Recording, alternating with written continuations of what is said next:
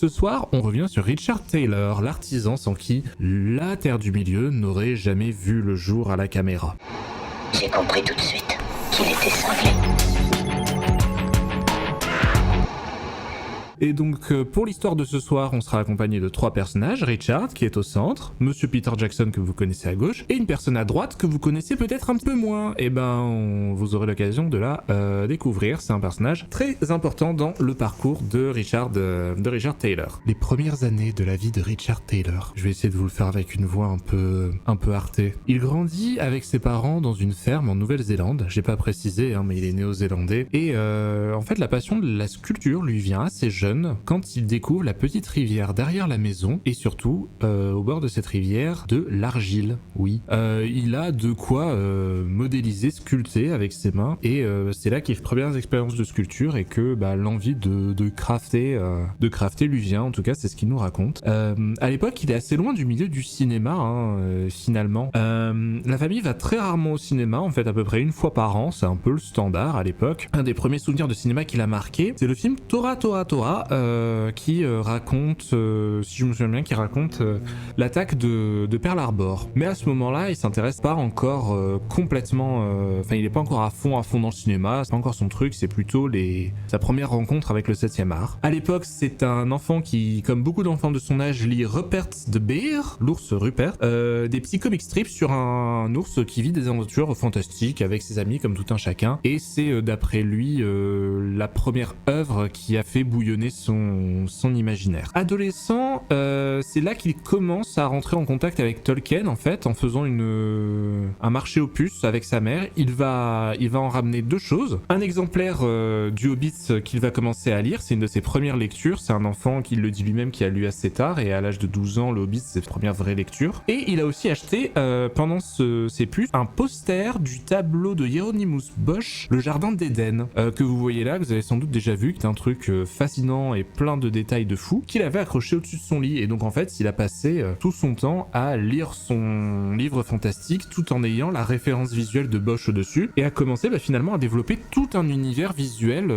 fantastique rien qu'à lui dans sa tête. Et c'est à ce moment-là qu'il a eu un petit peu la révélation du pouvoir de l'imagination, qu'il a compris à quel point on pouvait se créer des mondes entiers dans sa tête. C'est une idée qui va le suivre et qui continue en fait pas mal à le fasciner. Au collège il fait les décors pour la pièce de théâtre de fin d'année.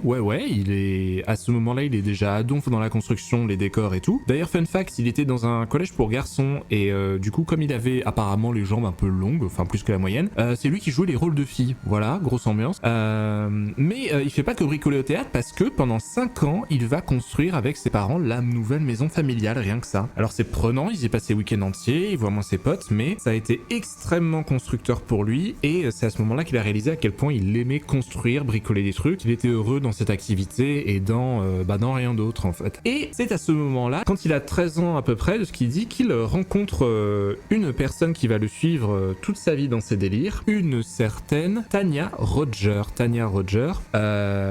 qui, vous allez le voir, est toujours avec lui dans la vie et dans les affaires. Ils se rencontrent adolescents et ils partiront en même temps à Wellington pour leurs études supérieures et le reste de leur carrière en fait. Alors les études, parlons-en. Au départ, les parents de monsieur Richard Taylor lui proposent de devenir orthodontiste.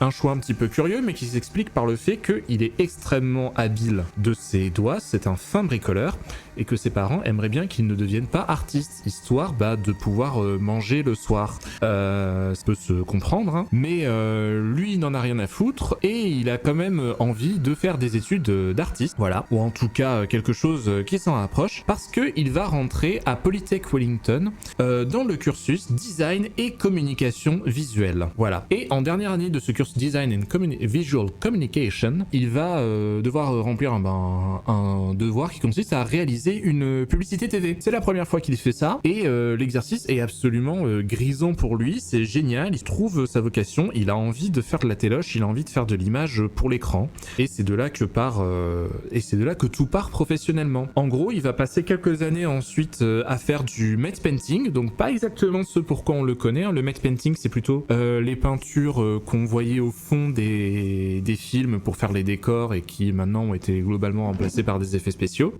Donc il faisait beaucoup de matte painting pour des chaînes de télé low cost et des petits spots de pub. Et c'est à ce moment-là qu'il va faire la connaissance d'un certain Peter Jackson, qui avait vu certaines de ses créations très réussies à la téloche et qui cherchait du monde pour travailler avec lui. Et donc c'est là que le petit trio Peter, Richard, Tanya va se former. En fait, le gang accroche bien. Jackson invite Taylor chez lui et vice versa régulièrement.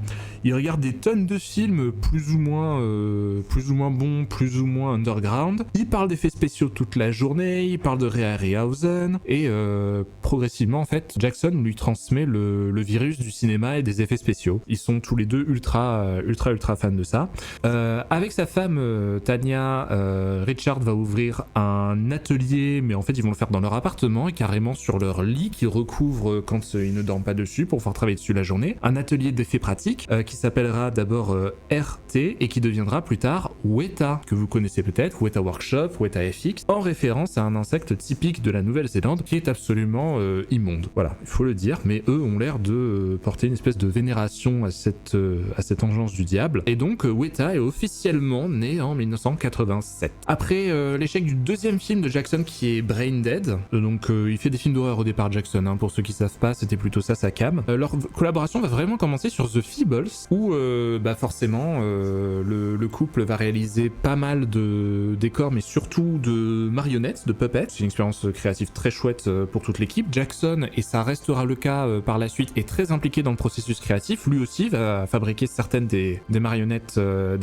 lui-même. Il a un côté vraiment touche à tout que Richard aime beaucoup. C'est aussi ça qui fait qu'ils sont assez proches professionnellement. Et ensuite, l'entreprise d'effets spéciaux Weta Digital, donc qui ne fait plus les effets pratiques mais des effets spéciaux numériques, on est au début de ces technologies-là, va naître pour le film Heavenly Creatures en 1993. Heavenly Creatures est un film qui raconte un fait divers un peu sordide de matricide. Voilà. Et pour ce film est créé Weta Digital, qui par la suite créera les effets numériques du Seigneur des Anneaux, dont le logiciel Massive, dont vous avez peut-être entendu parler, c'était le premier de son genre à l'époque, logiciel de simulation de foule, et aussi pour la motion capture qui a permis de donner vie à Gollum. Voilà, donc ça commence là, comme disent les Jones. Et puis, les choses sérieuses commencent un soir, d'après la légende, quand Peter Jackson appelle Richard Taylor en lui disant « Mec, t'as intérêt à être chez moi ce soir, avec tes gars, ramène du fish and chips et du coca, j'ai un truc à vous dire. » Donc ce soir-là, Richard se ramène avec du fish and chips et avec son équipe, donc l'équipe de Weta à l'époque, entre 87 et la fin des années 90, ils ont eu le temps de monter une vraie structure et de recruter un peu de monde, pour travailler pas que sur du cinéma d'ailleurs. Et c'est là que Peter, ayant réuni tout le monde chez lui, leur annonce que ça y est, ils vont adapter le putain de Seigneur des Anneaux, c'est fou. À ce moment-là, Richard, il a une descente d'organes, il a l'impression d'être au bord de la falaise. C'est assez vertigineux pour lui, il réalise à moitié ce qui est en train de se passer, il est un peu terrifié et en même temps c'est l'opportunité de sa vie. Sachant que en plus, dans l'équipe Weta, il y a que une personne sur 8 en moyenne qui a travaillé à la télé ou au cinéma. Les autres n'ont pas d'expérience là-dedans. Voilà, donc tout le monde va vachement apprendre sur le tas avec ce projet. Et même Richard, qui a de l'expérience en fait, pour ce qui est de la fantasy et du genre, il a travaillé sur Hercule et Xena la guerrière, et c'est à peu près tout, parce que oui, Xena la guerrière est aussi une prod néo-zélandaise, le sachiez-tu. Et donc, ils vont travailler en mettant en œuvre le plus possible au quotidien la mentalité dite du Number 8 Wire. Alors qu'est-ce que ça veut dire Number 8 Wire? En fait, quand la Nouvelle-Zélande a été colonisée, les gens qu'on a envoyés là-bas devaient se débrouiller avec ce qu'ils avaient. Ils ont été envoyés avec du matériel pour s'installer, coloniser, faire de l'agriculture, tout ça, mais disons que le jour où le tracteur y pétait, t'avais pas de pièces de rechange et il fallait faire avec ce qu'on avait sur place. Et donc c'est développé au fur et à mesure une vraie mentalité et un mythe néo-zélandais de la débrouillardise, du do-it-yourself. Il y a un côté on se retrousse les manches et on fait avec ce qu'on a sous la main, dont le fil de fer type 8 qui était utilisé énormément pour faire les barbelés et les clôtures de ranch par exemple. Et donc ce fil est devenu un peu le symbole emblématique de cette débrouillardise, de ce côté MacGyver, et en fait c'est cet état d'esprit qui a présidé au projet Seigneur des Anneaux chez Weta Workshop. Donc c'est une façon de dire que le Seigneur des Anneaux a une patte extrêmement néo-zélandaise. Au-delà de la localisation et des décors, il y a dans la création du film un esprit très néo-zélandais. Donc on va parler un petit peu de la création du film, justement. On va parler rapidement des Bigatures. Alors qu'est-ce que c'est les Bigatures? Eh bien ce sont en fait les miniatures, les décors miniatures qui ont été créés pour les films et qui sont tellement énormes que ils ont fini par les appeler des Bigatures. En fait, c'est un travail dont Richard Taylor est très fier, ces Bigatures, parce que elles permettent tout simplement de réaliser l'impossible, c'est-à-dire d'emmener la caméra là où elle ne pourrait normalement pas aller, soit dans un endroit qui existe sur Terre mais d'un angle de vue improbable, soit dans des lieux complètement imaginaires. Et donc ce que vous voyez là, c'est la Bigature du gouffre de Helm avec avec le petit bras de caméra qui dépasse. C'est la première à avoir été réalisée apparemment, et c'est de là, quand ils ont vu le résultat et la taille que faisait la maquette, qu'ils ont commencé à parler de Bigatures. Regardez-moi ça monte au-dessus de... Enfin, tu t'empiles 3 humains pour monter cette tour, quoi. Enfin bref. Un des plus gros challenges aura été Minas Tirith, donc la Cité Blanche, pour une raison très simple. En gros, elle a à la fois cette structure qui a l'air assez simple de gâteau de mariage, et en même temps, pour pouvoir filmer ce qu'il y avait à filmer, il fallait designer à l'intérieur de la ville une route, un chemin pavé qui circule de la porte au rez-de-chaussée, au premier, au deuxième étage, et tout ça jusqu'à la corniche où il y a le fameux arbre blanc. Et il fallait arriver à faire un chemin qui soit cohérent et qu'on puisse filmer d'une traite et qui fonctionne visuellement. Donc ça a été un défi logistique assez important d'arriver à faire tenir toutes ces contraintes dans la création de la maquette. Mais la maquette de Minas Tirith, la Bigature de Minas Tirith, il lui est pas arrivé que ça, on va y revenir après. À part ce que vous voyez à l'écran, Amonhen, donc qui est en fait le lieu de l'avant-dernière scène du film, du premier film. Si je me souviens bien, c'est un lieu assez anecdotique, finalement, on le voit très peu. Mais à part ce décor très spécifique qui a été fait en numérique, tout a été fait en maquette. Le reste,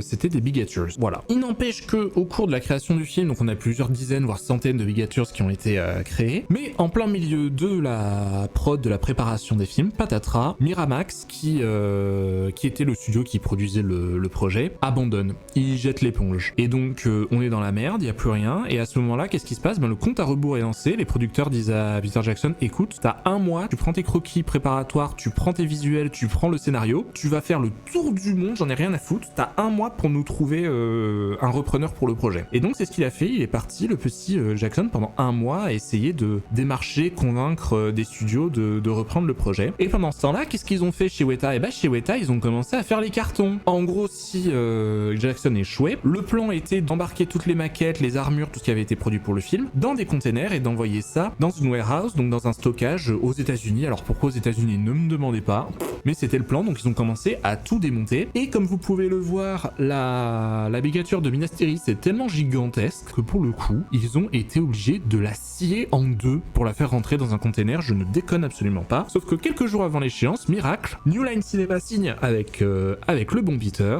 Youpi, on peut reprendre, on déballe les bagages et on recolle Minas Tirith. Dis donc, il lui en est arrivé des bricoles à cette putain de miniature. Concernant les créatures, en fait, ça a l'air extrêmement compliqué à créer, à conceptualiser. De ce qu'en dit Richard Taylor, c'est un gros défi, bien sûr. C'est pas forcément si compliqué qu'on le croit. En réalité, le truc pour arriver à faire quelque chose de convaincant, c'est pour lui d'être observateur et de s'inspirer du monde réel et être très attentif aux détails et à leurs conséquences. Il donne un exemple très simple. Vous savez que les Nazgûl ont des espèces de dragons, là, j'ai plus le nom en tête. Et bien, ces machins-là, pourquoi ils ont ce design avec des ailes aussi larges, très impressionnantes? C'est parce que tout simplement, ils se sont dit, l'envergure des ailes doit être suffisamment importante pour supporter le poids de l'animal et de son cavalier. C'est logique. Et en pensant comme ça, t'en arrives à la conclusion logique de faire de très grandes ailes avec beaucoup de toiles pour avoir beaucoup de surface portante. Et c'est que des choix comme ça qui ont été faits pour designer les diverses bestioles. Il faut aussi dire qu'ils étaient grandement aidés dans le travail parce que Tolkien a laissé énormément d'informations et de détails. C'est pas pour rien que la trilogie de l'anneau c'est un pavé. C'est parce que tout est décrit de manière ultra accurate et quelqu'un qui qu'il veut adapter, en fait, il a qu'à piocher, quoi. Tout est déjà là. Il y a quand même une des créatures qui leur a donné beaucoup de fil à retordre, et pour cause on la voit pas beaucoup dans le film, c'est le Water Watcher. Le Watcher in the Water, pardon. Et le Watcher in the Water, c'est quoi? C'est ce truc, c'est l'espèce de calmar géant, de kraken qu'on voit à l'entrée de la mine, et qui menace de bouffer des hobbits avant qu'ils arrivent à rentrer dans la mine. Donc déjà, vous vous rappelez peut-être dans le film que c'est filmé de nuit, on fait des cuts toutes les 2 secondes, donc ils font vraiment en sorte qu'on le voit pas trop, mais surtout ils ont eu du mal à le conceptualiser parce que, pour une fois déjà, Monsieur Tolkien n'avait pas laissé beaucoup d'infos dessus, c'était assez vague qu'était cette créature. Et surtout, il y avait beaucoup de contraintes à remplir, on la voit dans la scène dans un petit étang, donc elle doit tenir dans un petit espace, en même temps elle doit être suffisamment grande pour pouvoir attraper des hobbits, et elle doit par son design exprimer une certaine férocité, une certaine sauvagerie. Donc très compliqué d'arriver à un résultat convaincant avec ce genre de challenge, sachant qu'en plus on est sur une créature aquatique à une époque où en numérique les trucs aquatiques, enfin il n'y a pas encore eu Pirates des Caraïbes quoi, on n'en est pas encore à un niveau extrêmement convaincant, donc voilà, un des plus gros challenges, le Watcher in the Water. Parlons accessoires, vite fait, les accessoires, la façon de les penser vient d'une double contrainte. Les accessoires de cinéma pour Richard Taylor, ils ont une double fonction. D'une part, ils doivent illustrer l'histoire pour les spectateurs, et d'autre part, ils doivent permettre aux acteurs de se projeter dans l'univers et de jouer leur rôle à fond. Ça doit autant convaincre le spectateur que l'acteur. C'est un outil de travail. Et donc, je vais citer Richard Taylor à ce propos. When we make an object is prop, when we shoot the movie it's prop, when the movie is finished it's an artifact. Qu'on pourrait traduire en bon françois par quand on crée un objet c'est un accessoire, quand on tourne le film c'est toujours un accessoire, quand le film est terminé c'est devenu un artefact, donc un artefact de la quête, un objet réaliste. Au fil du temps, Weta Workshop et Weta Digital ont travaillé sur des tonnes et des tonnes de films, donc forcément Monsieur Taylor a eu l'occasion de collaborer avec énormément de monde. Dans ces collaborations, il y a déjà un truc qu'il dit qui est intéressant en interview, c'est que il a du respect pour tous les réalisateurs de gros blockbusters à gros budget avec qui ils ont travaillé, parce que être capable de manœuvrer un chantier pareil, de gérer la création d'un blockbuster entier, c'est pas donné à tout le monde. Ça demande d'être un chef d'orchestre avec une vision globale assez forte, d'être capable de parler à plein de corps de métier, de jamais perdre de vue ton objectif, d'être super organisé. Enfin, c'est un ensemble de compétences humaines et professionnelles très très très très très impressionnant, et donc il a énormément de respect pour ça, et il met un peu à ce titre au moins tous les réalisateurs de blockbusters sur le même niveau. C'est pour lui des cas d'or. N'empêche que quand il parle de Peter Jackson, pour lui il se distingue parce que c'est un stratège. En fait, Jackson est un mec, de ce qu'il décrit, en fait curieux de tout, extrêmement touche à tout, qui pendant la production des films est aussi bien impliqué dans la musique, dans le marketing, dans l'écriture du scénario, dans la production même, et il a en permanence une vision globale du projet. Il a toujours le résultat final en tête. Il a collaboré un peu moins longtemps malheureusement, mais avec Guillermo del Toro, parce que le saviez-tu, mais le Hobbit, et oui, donc évidemment c'est Weta à qui on a confié tous les effets du Hobbit, et au départ c'était bien sûr Monsieur del Toro qui devait réaliser la trilogie et qui l'avait préparé. De ce qu'en dit Richard Taylor, del Toro avait produit tout un univers visuel absolument génial, très original, très à lui, un peu comme ce qu'on a pu voir dans d'autres films fantastiques du bonhomme, et donc ça a été extrêmement créatif. Del Toro était sur place chez Weta pendant la création des décors et des accessoires. Il a été extrêmement impliqué dans le processus, et donc ça a été un peu un crève-cœur, parce que quand la collaboration s'est arrêtée, que Jackson a repris les rênes du projet, il a fallu foutre à la poubelle 2 ans de travail. Ce qu'il faut bien comprendre, c'est qu'en fait, au moment où ils ont arrêté de bosser avec Del Toro, Weta, ils étaient prêts à tourner, de leur côté tout était là en fait, et non, tout ça, ciao, du jour au lendemain. Donc un petit pincement au cœur, parce que c'est sans doute une vision du Seigneur des Anneaux de l'univers, en tout cas de la Terre du Milieu, qu'on n'aura jamais l'occasion de voir à l'écran, alors que elle était prête, c'était là, il y avait plus qu'à. C'est comme ça. Concernant les secrets du métier et le savoir-faire qu'il a acquis sur les années, en fait, pour Richard Taylor, le secret industriel est un peu contraire au principe de son métier. Lui, en fait, il a appris tout simplement avec les grands cadres du make-up et des effets visuels, et c'est des gens qui ont toujours voulu transmettre leur savoir, qui ont toujours été open source entre guillemets, et n'ont jamais fait mystère de ce qu'ils faisaient, et lui non plus, et pour lui ça n'a aucun sens, en tout cas dans leur métier, d'essayer de cacher. En fait, on s'enrichit les uns les autres, et l'excellence vient de là, vient du partage d'informations et des compétences le plus ouvert possible. Et d'ailleurs, c'est dans cet esprit de partage, de transmission que a été créé Weta Workshop Unleashed. C'est une exposition interactive pendant laquelle vous visitez les studios Weta, enfin les ateliers Weta, et où vous pouvez voir comment sont faits les effets pratiques et mettre la main à la pâte, vous y essayez vous-même, dans le but, selon Richard Taylor, de créer des vocations. C'est vraiment le but, c'est de transmettre la passion, créer des vocations. Il adore montrer comment il travaille, montrer ses techniques, et par exemple, truc tout basique qu'il a déjà montré pas mal de fois, mais si vous voulez créer un faux rocher convaincant pour le cinéma ou la télévision, il vous faudra une petite liste de courses, qui est pas très compliquée, et vous pourrez trouver ensuite la façon de faire sur YouTube. Il y a des vidéos de Richard Taylor qui traînent où il montre comment il fait. Il vous faudra pour commencer un gros bloc de polystyrène, du fil de nichrome, vous en trouvez dans des vieux micro-ondes, une batterie de voiture, des pics à brochettes en bois, un cutter, de l'uréthane expansible, de l'acétone et une tronçonneuse. Bref, que des trucs qu'on trouve à Carrefour City. Paradoxalement, en fait, Weta Workshop, ils ont été précurseurs pendant pas mal d'années sur les effets, notamment en pratique. C'était du jamais vu ce qu'ils arrivaient à faire, et en fait, aujourd'hui, il s'agit toujours pour eux d'innover, mais surtout de transmettre leur patrimoine, quoi. Ils essaient de continuer à faire vivre un savoir-faire, même si la façon de faire des films a vachement évolué. Donc aujourd'hui, c'est beaucoup plus chez Weta, Weta FX, Weta Digital qui fait le gros des contrats, parce que c'est essentiellement là qu'est la demande. Ce qu'on veut, c'est des effets numériques pour tout un tas de raisons qui sont valables, d'ailleurs. Toujours est-il que c'est un peu la fin d'une ère aussi. Après, il y a certains films qui continuent à faire appel à la obligature et à la section globalement accessoire de Weta, notamment Blade Runner 2049, qui avait un certain nombre de décors créés en miniature dans les studios de Weta, notamment je crois une scène dans une déchetterie géante là, bref. Donc quelques films comme ça qui épisodiquement préfèrent utiliser de vrais décors pour leurs effets, mais il y a des projets plus originaux aussi qui font appel à ces techniques, notamment Never Look Away, qui sort cette année, un documentaire sur la géniale, très aventurière reporter de guerre Margaret Moth, néo-zélandaise si je dis pas de conneries. Donc un reportage sur une femme, une héroïne de la télévision et de l'information, documentaire réalisé par Xena la guerrière, plus connue sous le nom de Lucy Lawless. Je sais, le monde est petit. Alors pour finir, où est-ce qu'on en est aujourd'hui? Weta Workshop, Digital, tout ça, c'est un énorme business avec plus de 7 départements. Richard et Tanya sont toujours à la tête de l'entreprise. Richard, forcément, sur la partie, il est directeur créatif, donc il est beaucoup plus impliqué dans les projets de films, et on le voit encore très régulièrement à l'atelier travailler sur les maquettes et les accessoires. Ça reste un gars de terrain.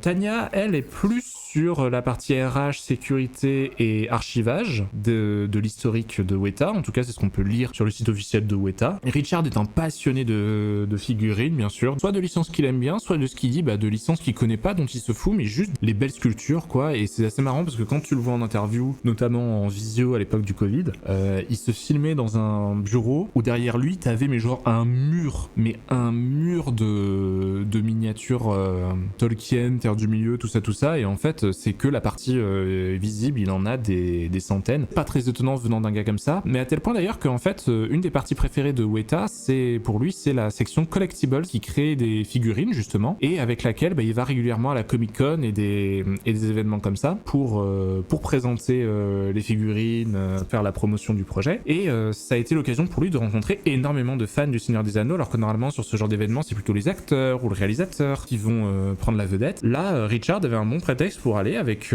tous les ans avec une partie de l'équipe rencontrer les fans du Seigneur des Anneaux, et notamment les fans à Donf connaissent un peu les making-of et qui justement connaissent le travail de Richard et de Weta, et discuter avec ces gens-là et comprendre et réaliser à quel point ils ont apporté des trucs fous dans la vie des gens, quoi. Ils ont changé la vie de beaucoup de monde, et c'est cool d'avoir l'occasion de s'en rendre compte pendant les conventions. Donc les figurines, pour lui, c'est aussi un vecteur d'échange, c'est aussi un vecteur social. Un de ses projets passion, il en a, vous vous en doutez, c'est un mec qui a 2000 projets à la fois en permanence. Un de ses projets, c'est une recréation de la Terre du Milieu, et oui, je sais encore, mais à l'échelle du Cochon d'Inde. Me demandez pas pourquoi, mais il a décidé de faire un parc à Cochon d'Inde thème la Terre du Milieu. Apparemment, le but, c'est d'y accueillir des enfants pour qu'ils puissent venir jouer avec des cochons d'Inde et découvrir l'univers de la Terre du Milieu. Écoutez, pourquoi pas, ça fait quelque chose comme 5 ans qu'il bosse dessus en off avec des gens de son équipe, apparemment. S'il s'amuse comme ça, grand bien lui fasse. Et c'est à peu près tout ce que j'avais à vous raconter ce soir à propos d'un grand monsieur qu'on appelle Richard Taylor.